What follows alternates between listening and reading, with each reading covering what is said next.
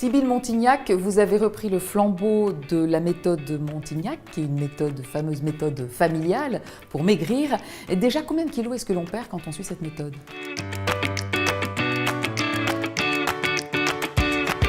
Alors généralement, lorsque l'on suit la méthode Montignac, on observe une perte de poids qui va se situer entre 500 grammes et 1 kg par semaine. Cette perte de poids est à évaluer sur le long terme, c'est important, puisque d'une semaine à l'autre, on va pouvoir observer des variations qui sont tout à fait normales.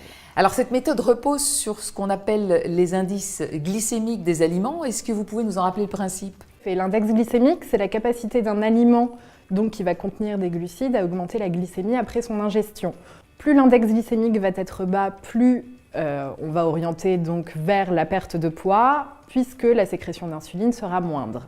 On a notamment dans les index glycémiques bas les légumineuses, comme les lentilles, et on a aussi par exemple le chocolat, à condition qu'il soit à 70% de cacao minimum.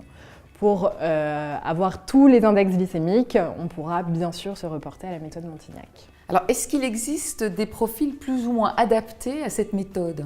Tout le monde peut suivre la méthode Montignac puisque c'est une méthode équilibrée qui ne va donc pas entraîner de carence. En revanche, il est certain qu'en fonction du profil, notamment quelqu'un qui va avoir suivi de nombreux régimes dans le passé, de nombreux régimes qui auront détraqué son métabolisme, on aura une efficacité qui tardera peut-être à arriver. En fonction également d'autres facteurs comme la prise de certains médicaments ou bien certaines pathologies comme l'hypothyroïdie, ce sera un peu moins facile d'enclencher la perte de poids au départ.